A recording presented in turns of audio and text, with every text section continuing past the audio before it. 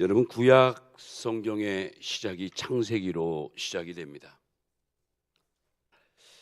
이 창세기는 이 세상이 만들어진 기원과 또 인간의 죄 그리고 구원의 문제를 하나님께서 직접 관계하시는 사실을 보여주고 있습니다. 하나님께서 우리 인간과 함께 하시고 또 우리 인간도 하나님과 함께 거하는 모습을 우리에게 보여줍니다. 이러한 창세기서를 가리켜서 성경 전체의 시작이자 기초요 뿌리다 이런 말도 합니다. 오늘 본문 가운데 창세기 1장 1절에 보니까 태초에 하나님이 천지를 창조하시니라는 말씀이 있습니다. 여러분, 이 창세기 1장 1절의 말씀은 우리가 그냥 쉽게 보고 넘기지만 사실 이 의미만큼은 어느 종교도 감히 따라올 수도 없고 생각할 수도 없는 대단한 말씀입니다. 이 창세기 1장 이 말씀 한 절이 곧 하나님의 주권적인 선언으로 모든 것에 모든 것을 포함하신 위대한 하나님 선언인 줄로 믿습니다. 인간의 생각이나 주장이 털끝만큼도 틈탈 수 없는 완벽한 선언입니다. 태초에 그것도 하나님이 이 모든 우주 만물을 만드셨다는 이 선언으로 성경은 시작합니다. 여러분, 우리 믿음의 세계가 바로 이렇게 시작되는 거예요. 오늘 저는 이 본문 말씀을 가지고 몇 가지 좀 의미 깊은 내용을 정리해서 함께 은혜를 나누려고 합니다. 오늘 말씀 잘 들으시고요. 자, 오늘 첫 번째 생각할 것은 이르시되라는 거예요. 오늘 창세기 1장 3절에도 하나님이 이르시되 빛이 있으라 하시니 빛이 있었고 그랬죠. 여러분, 하나님을 그 히브리 원어로 하면 엘로힘 이렇게 써요. 하나님을 엘로힘이라 많이 들어보셨죠? 그 엘로힘이라는 것은 뭐냐면 권세와 능력이 많으신 창조주 하나님 자신을 가리킬 때 쓰는 단어예요.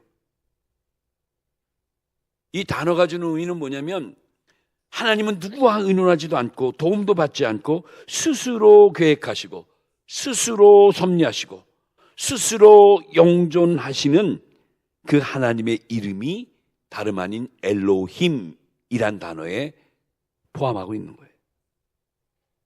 근데 그 하나님이 온 우주 만물 앞에서 이르시되라고 선포하시고 있는 거예요.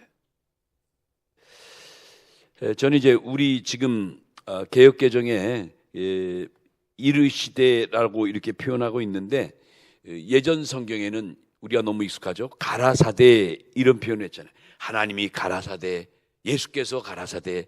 이 가라사대라는 단어를 이제 현대어로 이르시되 이렇게 이제 바꾼 거예요. 근데 사실 성경의 맛은 이 가라사대 이런 그 어감이 더 강하게 오는 것 같아요. 근데 이 가라사대, 이르시되 이 말의 그 원어는 아마르라는 히브리어를 쓰는데 아마르 이게 하나님이 말씀하시기를 하나님이 말씀하시되 이런 뜻이에요. 결국 그 이르시되 하나님이 말씀하시되라는 이 의미는 시작과 끝이 없는 영원 자존하신 하나님의 생존을 계시하는 의미가 되는 거예요. 그만큼 이 짧은 단어지만 이르시되라는 의미가 지대한 의미를 갖고 있다는 거죠. 이것은 또 우리 기독교가 다름 아닌 그 말씀의 종교라는 것을 나타내는 대표적인 표현이기도 해요. 그러니까 우리 기독교는 이르시되의 종교라 이렇게 말해도 돼요. 그러니까 이와 같이 우리 하나님은 이르시되의 하나님인데 이 말을 다른 말로만 하면 말씀하시는 하나님 또는 인격적인 하나님 또는 생명의 하나님 이렇게 말씀할 수가 있는 거죠. 중요한 것은 이 성경이 가르치는 이르시되가 있는 동안은 바로 여러분과 제가 영원히 하나님과 함께 할 수 있는 복된 나날이를 누릴 수 있다는 것을 꼭 기억하시기 바랍니다. 쉽게 말하면 정말 성경에서 말씀하시는 그 이르시되를 우리가 붙들고 살아가야 된다 그거예요. 이런 면에서 이 이르시되야말로 복 중에 가장 큰 복이다 이렇게 말씀드릴 수가 있죠.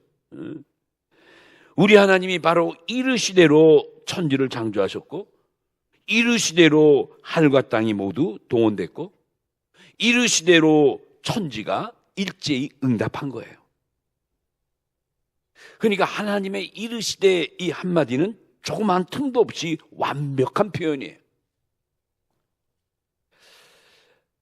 이제 신약 성경에 들어가도 계속 이 이르시되라는 그 단어가 연속되는데, 대표적인 사건으로 요한복음 5장에 보면 38년 된 병자가 한 번도 일어나거나 걸어본 적이 없는 너무나 참담한 환자가 있었습니다. 그가 베데스다 연못가에 있다가 드디어 예수님을 만나는 극적인 장면이 나와요. 이제 너무 불쌍하게 신음하고 있는 이 환자를 보신 예수님이 그냥 지나치지 않고 그를 바라보시면서 마침내 그와 몇 마디 하시고 말씀 한마디로 그를 고쳐주세요. 놀라운 역사죠. 베데스다 연못의 치료의 사건이에요. 이때 예수님이 그 환자를 향해서 입을 열 때 뭐라 그러죠? 예수께서 이르시되, 여기 이르시되가 나와요. 아멘이죠. 이르시되. 자, 요한복음 5장 8절로 9절을 제가 한번 읽어드릴게요. 요한복음 8장 5절로 9절, 요한복음 5장 8절로 9절. 여기 보면 예수께서 이르시되, 여기 이르시되 나오죠. 일어나 내 자리를 들고 걸어가라 하시니 그 사람이 곧 나서 자리를 들고 걸어가니라. 이날은 안식일이니, 이렇게 나와요. 여기 이르시되, 이 이르시되가 저 창세기 1장 3절에 하나님이 이르시되 가라사대 그 말하고 똑같은 단어예요. 물론 헬라어로 바뀌었지만 의미는 같은 거예요. 히브리어로 말하면 아마르예요. 아마르. 여기 이제 한 가지 알 수 있는 것은 또 이런 놀라운 환자를 일으키시고 기적을 베푸신 날이 하필이면 무슨 날이었다? 안식일이었다. 이게 무슨 얘기죠? 예수님이 안식일 날 이 38년 된 병자를 고치신 것은 무슨 의미가 있을까? 이 문제 때문에, 이런 문제, 예수님은 어떻게 보면 골라서 안식일마다 병자를 고쳐주시고 제자들하고 같이 전도하시고 여러 가지 사역을 많이 하셨어요. 그런데 구약의 10계명 가운데 뭐죠? 안식일에는 아무 일도 하지 않는 거예요. 오직 하나님과 관계된 예배일에 집중하는 거예요. 그런데 예수님 오셔서 아랑곳하지 않고 안식일마다 엄청난 일을 역사하니까 많은 사람이 예수님을 지적하고 지탄하는 거예요. 왜 하필이면 구약의 10계명에 명한 대로 행하지 않고 당신이 뭔데 안식일 이렇게 범하느냐, 난리가 난 거죠. 그러니까 예수님이 안식일에 하는 모든 그 사건마다 온 유대의 뉴스거리예요. 모두가 난리가 난 거죠. 오늘은 또 뭐 했대? 또 오늘은 또 어떻게 했대? 어떻게 보면 예수님은 이런 것도 또 잘 활용하시고 있는 것 같아요. 많은 사람의 이목을 집중시키는 거예요. 이때 주님이 놀라운 선포를 합니다. 그 많은 사람이 계속 예수님을 지탄하니까 결정적인 한마디로 그 지탄을 잠재워요. 뭐라고 그랬죠? 인자는 뭐의 주인? 안식일의 주인이라고 선포하세요. 내가 바로 안식일의 주인이야. 니네들 무슨 얘기하는 거야? 구약의 4,000년 동안 오늘까지 안식일 지킨 것은 결국 나를 만나라고, 나를 맞이하라고 하나님이 베푸신 율법인데, 제도인데, 그 안식일의 실체요 주인인 내가 왔는데 무슨 딴소리야, 그 뜻이에요. 여러분, 얼마나 놀라운 선언이에요. 아니, 이스라엘 백성들이 너무 놀랬죠. 뭐라고? 자기가 안식일의 주인이라고? 너무나 맞는 말씀이고 지당한 말씀인데 그들은 믿지 못하니까. 다시 본문으로 가서, 여러분, 우리 하나님은 이처럼 이 땅의 모든 인류 한 사람 한 사람을 다 찾아가 주시는 하나님이신 줄로 믿습니다. 베데스다 연못가에 누구도 알아주지 않는 38년 된 병자를 직접 찾아가셔서 만나주시고 말씀 한마디 이르시대로 그의 팔자를 고쳐주시고 인생을 바꿔주신 그 예수님.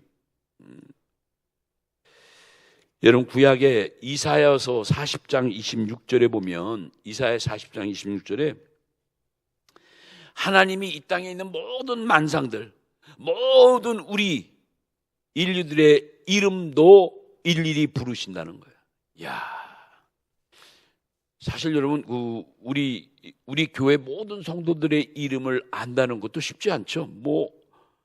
우리 전 성도의 이름은 둘째치고라도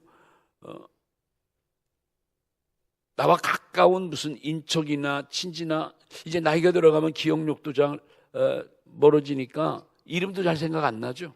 근데 우리 하나님은 아무리 세월이 흘러도 아무리 연대가 가도 택하신 하나님의 모든 백성들, 아니 온 인류의 이름도 하나도 빠짐없이 부르신다는 거예요. 야,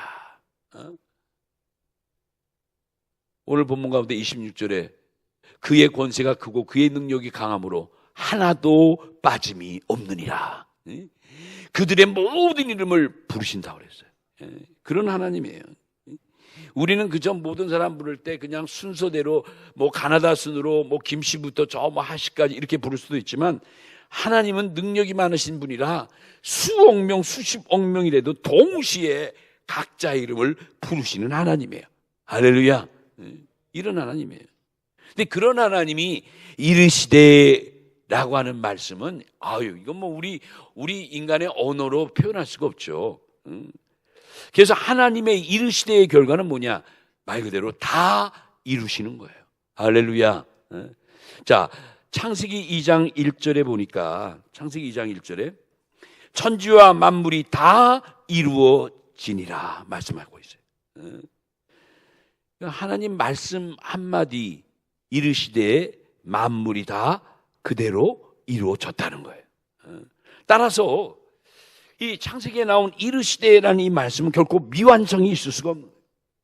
하나님이 한번 이르시되가 외쳐지면 그 말씀대로 그 선포대로 모든 것이 이루어지고 모든 것이 더 이상 손댈 것이 없는 거예요. 놀라운 역사죠. 이 이르시되의 의미를 여러분 잘 기억하시고, 자, 두 번째 이제 본문을 통해서 또 우리가 생각해 볼 것은 저녁이 되며 아침이 되니 저녁이 되고 아침이 되다라는 의미예요. 이 창세기 1장 5절에 그 말씀이 있죠. 빛을 낮이라 칭하시고 어둠을 밤이라 칭하시니라. 저녁이 되고 아침이 되니 이는 첫째 날이라 라고 말씀하세요.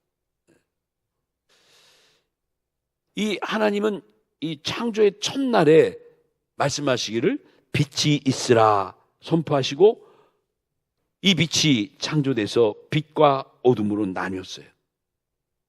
예. 그리고 빛을 낮이라 칭하시고 어둠을 밤이라 칭하시고 그랬더니 저녁이 되고 아침이 되니 첫째 날이 됐다는 거예요. 여러분 다시 한번 또 강조할게요. 성경의 시간의 역사와 우리 일반적인 생각의 시간의 역사는 다르다는 점. 그래서 지금도 히브리 사람들은 그 하루의 개념이 저녁에서 시작해서 그 다음날 아침이 하루예요.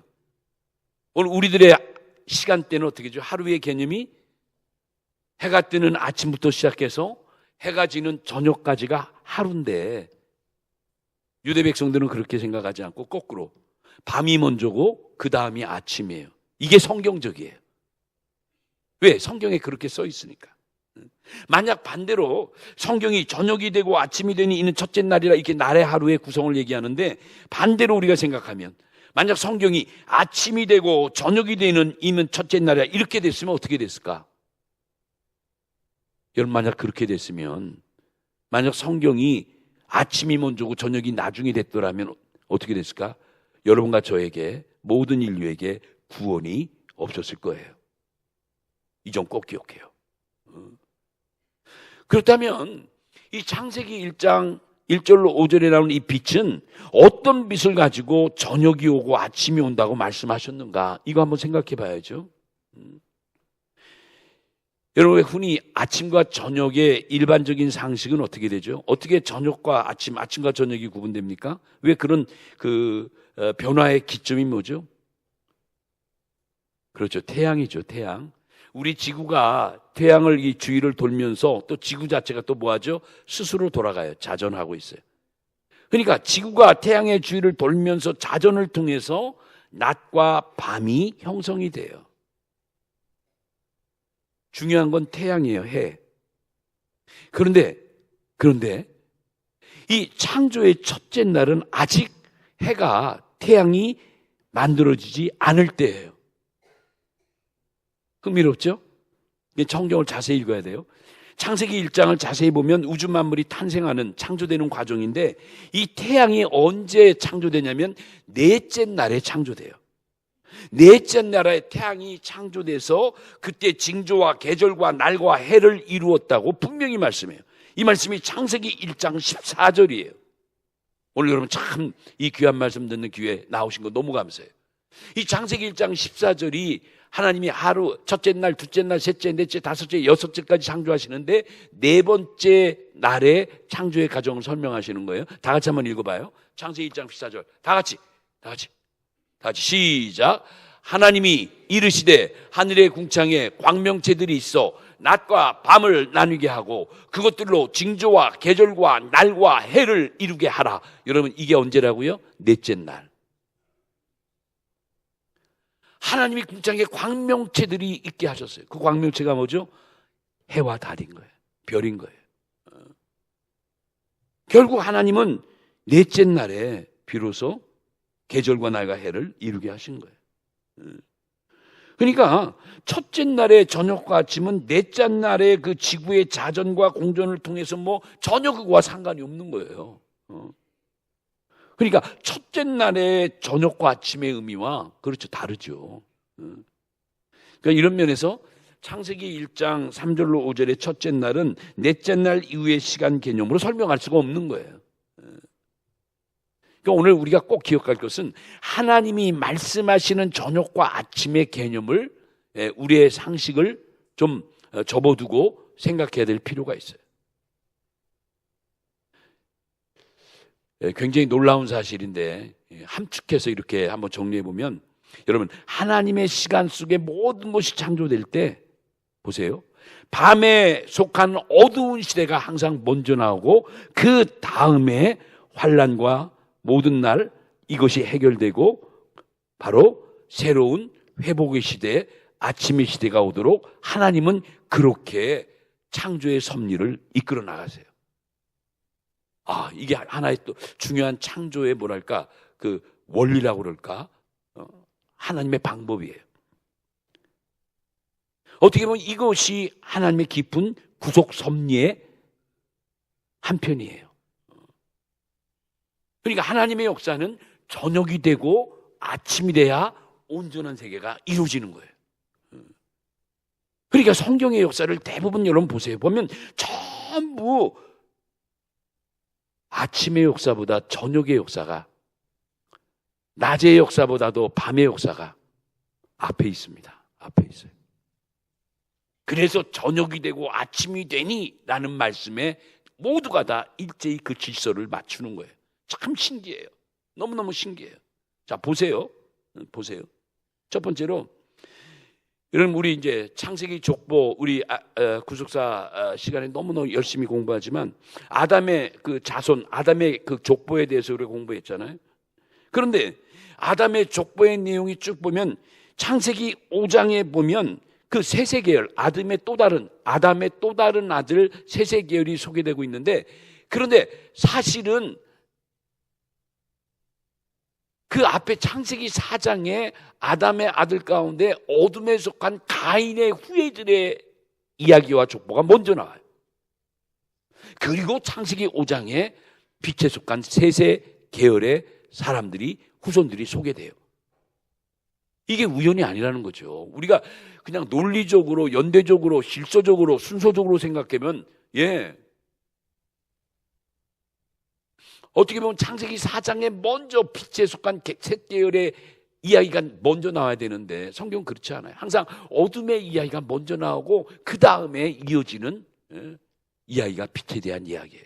대표적인 예가 지금 여러분이 보고 있는 창세기 5장과 4장의 관계성이고, 두 번째는 창세기 6장도 보니까 창세기 6장은 노아의 홍수 사건이잖아요.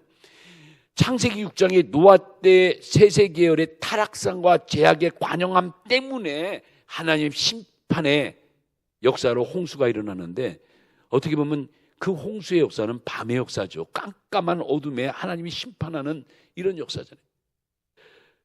이런 무겁고 어두운 밤의 역사가 쭉 진행되다가 언제 드디어 창세기 10장에 노아의 계열에 그래도 경건한 자손이 있다는 것을 거기서 밝혀내요. 깜깜한 어둠의 창세기 6장, 7장, 8장을 얘기한 다음에 드디어 창세기 10장에 그럼에도 노아 계열의 경건한 자손이 믿음을 지키고 나간다는 것을 거기서 보여줘요. 한 줄기의 빛이 그래도 있다는 것을 드러내요. 저녁이 되고 아침이 되는 역사예요. 이해가십니까? 참 성경의 이 논리가 이렇게 정연한 거예요. 또 하나, 창세기 11장에 가보면 그 유명한 바벨탑 사건이 나오죠. 바벨탑 사건이 뭐죠? 사람들이 교만해져 가지고 하늘 꼭대기까지 가서 하나님의 이름과 우리 이름을 견주려고 하는 그 마음의 발상으로 나타난 게 바벨탑이에요. 그러니까 창세기 11장에 보면 그 사건의 배경이 너무 캄캄한 시대잖아요. 근데 하나님이 그걸 놔두고 보시지 않고 결국 흐트러 버리시고 바벨탑을 무너뜨리잖아요. 여기에 동참한 모든 세계 민족을 흐트러 버리시잖아요. 감히 하나님의 영광에 도전하지 못하게. 정말 깜깜한 밤 이야기예요. 어둠의 이야기예요. 그런데 그 다음 장 창세기 12장 가면 완전히 반전돼요. 거기 누가 나타나죠? 드디어 하나님 앞에 순종하고 믿음으로 살아가는 한 사람이 등장하게 되는데 그가 바로 아브라함이에요. 그러니까 창세기 11장에 바벨탑의 그 깜깜한 저녁이 있고, 그 다음 창세기 12장에 그 어둠을 헤쳐나가는 놀라운 구속사의 서막이 울리는 인물 아브라함의 등장이 나타나는 거예요. 아침 이야기가 시작됐다는 거죠. 이런 면에서 이제 아브라함의 가정도 보면 이스마엘이 있고 이삭이 있는데, 어떻게 영적으로 보면 깜깜한 밤의 상태가 이스마엘이고, 근데 이스마엘이 먼저 태어났죠. 그 다음에 아침이 되는 또 이삭이 태어나요. 그 순서도 참 여러분 얼마나 어떻게 보면 정교하죠. 이삭의 두 아들도 있는데 먼저 난 자가 에서고, 에서는 어떻게 보면 저녁이라 할 수 있다면 나중에 난 자는 야곱이고, 야곱은 장자권을 가지고 빛의 아들로 하나님의 놀라운 구속사를 이어가는 아들이 되잖아요. 이런 거 보면 자 이제 종합해서, 그래서 창세기 1장에 나온 저녁이 되고 아침이 되니 이는 첫째 날이라는 말씀이 이해가 되는 거예요. 아셨죠? 아셨냐고요? 이해돼요? 좀 어렵습니까? 아니죠? 그래서 아주 쉽게 얘기하는 거예요. 여러분, 신약시대 예수님 시대에 와서도 또 이런 역사가 나타나요. 여러분, 예수님 시대에 뭐라고 말씀하세요? 하나님이 먼저 택하신 본자손 이스라엘 백성들은 나중이 되고, 오히려 버림받은 세리나 창녀들이나 이방 사람들이 먼저가 되는 거예요. 예. 나중이 먼저 되는 역사가 신약시대에도 나타나죠. 역시 저녁이 되며 아침이 되는 역사예요. 이 말씀이 이제 야곱의 이야기가 이제 창세기 25장 26절에 나오는데,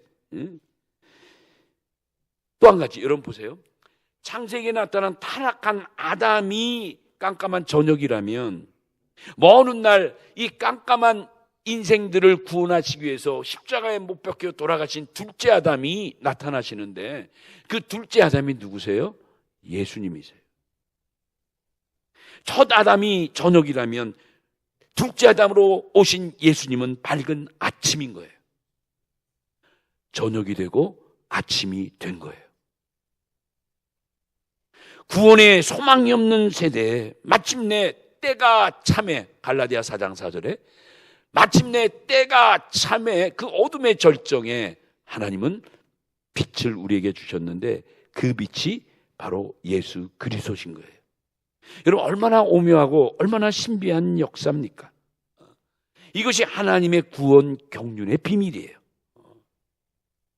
그러니까 성경을 흘러가는 큰 물줄기 중에 하나가 저녁이 되고 아침이 되는 현상이에요. 예. 여러분과 저를 보세요. 우리가 예수님 만나기 전에, 우리가 하나님의 은혜를 맛보기 전에 사실 우리도 깜깜한 밤의 아들들이잖아요. 왜 그런지, 웬 뜻인지, 뭐 친구를 통해서 그렇지, 이제 아내나 남편이나 뭐 내 자녀를 통해서든지 친구를 통해서든지 하여튼 전도 받아서 이렇게 오늘날 교회 와서 믿음 생활하고 구원의 백성이 된 걸 생각해 보면 내 인생도 크게 볼 때 저녁의 한때와 아침의 한때가 있잖아요. 내가 이 믿음의 세계를 모르고 은혜의 세계를 모르고 예수님을 몰랐다면 그건 깜깜한 저녁의 세계였잖아요. 근데 이제 우리는 어둠의 자식이 아니라 빛의 자식이 되고, 그렇죠? 밤의 아들들이 아니라 빛의 아들들이 된 거예요. 아침의 아들들이 된 거예요. 그래서 성경의 한날의 구성은 바로 저녁에서 아침이 이루어질 때 비로소 한날이 되는 거예요. 여러분 중에 한날을, 이걸 이제 오늘이라고 치면 여러분 정말 오늘을 간직하는 자격자들이 됩니까? 오늘이라 일컬을 때 너의 마음을 강박하지 말라라고 말씀하셨는데 오늘 여러분 오늘이 되고 있나요? 내가 신령한 오늘인가요? 아직도 내가 오늘이 안 됐다면 빨리 어떻게 해야죠? 오늘이 되도록 노력해야죠. 그 신령한 오늘이 되기 위해서는 나에게 뭐가 필요할까? 바로 신령한 아침이 필요한 거죠. 나에게 깜깜한 저녁만이 있었다면 이제 휘황찬란한 아침이 필요한 거죠. 결론 맺을게요. 결론. 결국 창세기 1장 첫째 날의 빛은 곧 우리 구주 예수 그리스도를 가리킵니다. 아멘이죠. 결론이에요. 결론. 결국 첫째 날의 빛은 누굴 의미하고 있느냐? 이 아주 중요한 구속사의 키포인트인데, 구약에 나타난 첫째 날의 빛은 곧 우리에게 오실 예수 그리스도를 가리키는 거예요. 그러니까 창세기 1장 3절에 하나님이 이르시되 빛이 있으라 하시며 빛이 있었고 할 때 그 빛은 무슨 햇볕, 태양의 강렬한 빛이나 무슨 레이저 빛이나 무슨 서치라이트 빛이나 그런 거 아니에요. 그런 거 아니에요. 그래서 첫째 날에 빛 할 때 그 빛이 그 원어로 오르란 단어를 쓰는데요. 이 오르란 단어는 뭐냐면 이 빛은 만들어진 빛이 아니에요. 스스로 계시고 영원토록 계시는 빛을 말할 때 오르란 단어를 써요. 그러니까 참 그 히브리 그 말이 의미가 있잖아요. 같은 빛이라도 영원히 스스로 있는 빛이에요. 요한복음 1장에 보면 이제 사도 요한이, 제자 요한이 예수님을 증거할 때 뭐라고 그랬죠? 예수님이 곧 이 땅에 오신 말씀 자체다. 아주 뭐 상당히 그 깊은 의미의 메시지로 요한복음을 열어가죠. 그런데 요한복음 1장 9절에 보면 이 말씀이 있어요. 요한복음 1장 9절에 참 빛, 곧 세상에 와서 각 사람에게 비추는 빛이 있었나니 아무도 그 빛을 알아보지 못한 거예요. 여기 참 빛, 그 빛이 세상에 와서 모든 사람에게 비추는 빛이에요. 이 빛이 누구죠? 이 빛의 실체가 사도 요한이 증거하는 누구예요? 예수 그리스도신 거예요. 그러니까 빛을 잃어 어두운 밤의 세계로, 저녁의 세계로 사는 모든 인류에게 예수님은 참빛으로 오신 거예요. 오셔서 우리에게 영광의 빛을, 그 오르를 비춰주신 거예요. 야, 그러니까 우리가 그 빛을 받아들이고 붙잡으면 저녁이 되고 아침이 되는 거예요. 아멘이죠? 요한계시록 22장 16절 같은 데 봐도 예수님이 나는 다윗의 뿌리요 자손이니 곧 광명한 새벽별이라 이런 말씀하세요. 예수님이 새벽별이래요. 빛나는 광명한 새벽별이라는 표현을 해요. 사랑하는 성도 여러분, 예수님이 내 삶에 좌정하고 계실 때 비로소 내 인생이 낮과 같은 인생이 된다는 걸 믿으시기 바랍니다. 죄악된 인류가 저녁이라면 우리의 구주 되신 예수님은 아침이신 거예요. 그래서 예수님이 광명한 아침의 별, 새벽별로 오신 거예요. 왜? 어두운 우리를 비춰서 우리 모두가 신령한 광명이 회복되게 하기 위해서 오신 거예요. 사랑하는 성도 여러분, 이래서 우리가 하나님의 말씀을 들으면, 복음을 들으면 살아날 줄로 믿습니다. 그런데 믿지 못하면 우린 평생 해가 진 어두운 세계에서 살아가는 거예요. 아무리 똥똥거리고 아무리 뭐 건강하다 치고 돈 많다 치고 세도를 뭐 부린다 하더라도 그 삶에 하나님이 존재하지 않고 우리 구주 예수 그리스도가 존재하던 그 삶은 말 그대로 저녁이요 어둠의 자식일 뿐인 거예요. 많이 쓰면 뭐예요? 많이 가졌으면 뭐예요? 의미 없는 거예요. 여러분, 사람은 그래서 우리가 태어날 때 모두가 다 예외 없이 아침과 저녁을 가지고 태어나는 존재예요. 이 말씀 꼭 잘 들어요. 모든 인류는 아침과 저녁을 가지고 태어난 존재들이다. 그런데 왜 그러는지 웬 뜻인지 만세전에 하나님이 구원하시기로 작정된 자들에게는 결국 아침을 만나. 그러니까 모든 인류가 다 타락한 인간은 저녁인데, 저녁, 깜깜한 저녁인데 하나님이 놀라운 은혜로 선택받고 부름받은 무리들이 있는데 그들에게 하나님은 뭘 줘요? 약속을 주시는 거예요. 언약을 주시는 거예요. 믿음을 주시는 거예요. 그렇죠. 그래서 그 믿음을 가지고 그 언약을 붙들고 살아가려고 하는 그 성령의 놀라운 도우심 속에 마침내 뭐가 된다? 신령한 아침이 되는 거예요. 놀라운 역사죠. 그러니까 사실은 아브라함이 낳은 그 이스마엘의 아들은 그건 어둠의 자식이고 하나님의 언약을 받은 그 이삭만이 약속의 자손이라 할 때 말씀드렸죠. 이스마엘이 저녁이라면 이삭은 아침이라고 그랬잖아요. 여러분, 이게 성경 속의 이 이야기들이 내 마음 안에서 움직이는 거예요. 내 심령 안에서. 이스마엘과 이삭이 역사적인 저 옛날에 존재하는 인물들이지만 그 이스마엘의 속성과 이삭의 속성이 사실 내 안에 다 있는 거예요. 성경 속의 모든 인물이 어떻게 보면 내 안의 속성을 얘기하는 거예요. 그러니까 우리가 성경을 보고 믿음 생활할 때 다른 목사님 오늘 설교 중에 아브라함 이야기, 이삭 이야기, 아담 이야기 그렇구나. 그것도 중요하지만 이제 좀 더 성숙한 믿음에는 그 모든 이야기가 누구 이야기다? 그들의 이야기가 아니라 my story, 내 이야기야, 내 이야기. 모든 성경의 이야기는 내 이야기로 들려질 때 내가 믿음이 생긴 거예요. 그러니까 여러분 스스로 너무 이렇게 나를 자학하거나 스스로 이렇게 자책할 필요 없어요.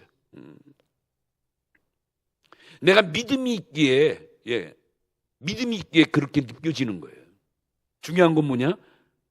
하나님이 주신 은혜의 빛을 가지고 이제 내가 그걸 잘 어떻게 헤아려 나가는 거예요. 이게 중요한 거예요. 잘 헤아려서 빛의 세계로 한 걸음 한 걸음 나가는 거예요. 에베소서 5장에 있죠. 책망도 빛으로 역사하느니라. 그러니까 빛의 아들들은, 빛의 사람들은 누가 아무리 뭔 일을 해도 내가 흔들리지 않아요. 왜? 그거를 내 빛을 가지고 내게 안에 내주하시는 그 주님의 은혜로 잘 선별해서 취할 것 취하고 버릴 것 버리고, 그렇죠, 지혜롭게 믿음의 길, 빛의 길로 가는 거예요. 이게 성숙한 자예요. 말씀 마칠게요. 사랑하는 여러분, 그래서 하나님 말씀하시는 이르시되가 내 삶에 존재하는 한 우린 결코 실망할 필요가 없다.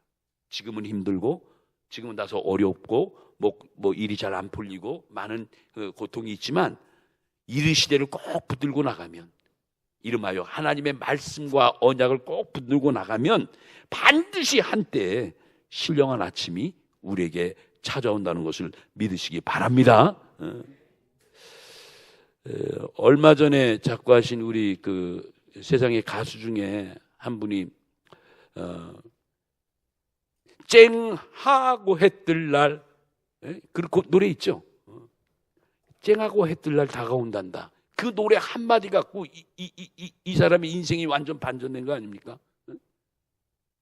왜 그 노래가 그렇게 지금도 많이 불려지고 사랑을 받느냐? 우리 인생의 이야기 같으니까, 내 이야기 같으니까, 그 한 가수의 그 노래가 내 이야기, 내 삶의 간증 같으니까 그 대중가요가 인기가 좋은 거예요. 나에게도 한때 쨍하고 해 뜰 날이 온다는 거예요. 근데 우리는 또 믿음의 사람들은 그 쨍하고 해 뜨는 그 해가 예수님이니까 정말 나에게 다시 한번 주님이 역사하시고 말씀이 역사하시고 아버지가 역사하신다면 저녁 같은 내가 바뀌어서 뭐가 된다? 쨍하고 해 뜨는 아침이 된다는 거, 아침이. 그러니까 우리도 그 노래 또 우리의 믿음의 시각으로 볼 때도 맞는 거 아니에요. 여러분, 우리가 쨍하고 해 뜰 날이 있다는 걸 믿으시기 바라요. 또 이미 와 있다면 놓치지 말아야 돼요. 그러니까 이르 시대가 얼마나 큰 축복이에요, 축복. 오늘 성경은 예수 그리스도로 말미암아 어둠에 속했다가 우리 모두가 다 빛의 자녀가 됐다고 선포하시잖아요. 이제 이 빛의 자녀를 놓쳐서는 안 되죠. 나에게 찾아온 이 말씀의 빛을, 이 구원의 빛을, 영생의 빛을, 변화의 빛을 놓쳐서는 안 되죠. 여러분 모두가 이제 신앙의 아침을 맞이했으니 아무리 어려운 일이 오고 나를 힘들게 하고 너 전혀 예상치 않게 또 나를 괴롭히는 일도 얼마나 많아요. 얼마나 많아. 중요한 것은 내 자신이에요. 내 자신. 내가 과연 아침인가? 아직도 저녁인가?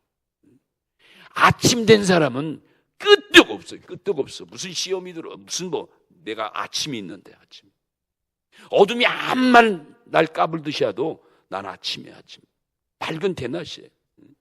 밝은 대낮에는 어둠이, 여러분, 낮 12시 정오가 되면요, 그림자가 없다 그러죠? 그림자 없어요. 내 정수리에서부터 그냥 강한 빛이 오니까, 그림자도 없어, 그림자. 이게 바로 아침의 세계고, 이게 바로 낮의 세계예요. 여러분 모두가 이렇게 낮의 아들들이 되고 빛의 자녀들이 됐으니까, 여러분 어떠한 삶의 어려움과 힘듦과 괴로움이 올지라도 오늘 이 말씀으로 위로받고 사람의 말로 사람이 어떠한 걸로 위로받고 자꾸 자지우지 내 마음 흔들리지 말고 오직 하나님의 말씀으로만 다져나가고 은혜 받고 나를 이기고 세상을 이기고 어둠을 이겨나가는 참된 승리의 성도들이 되시길 바랍니다. 오늘 이 아침에 주신 이르시대의 말씀에 주인공들이 다 되시기를 예수님의 이름으로 축원합니다.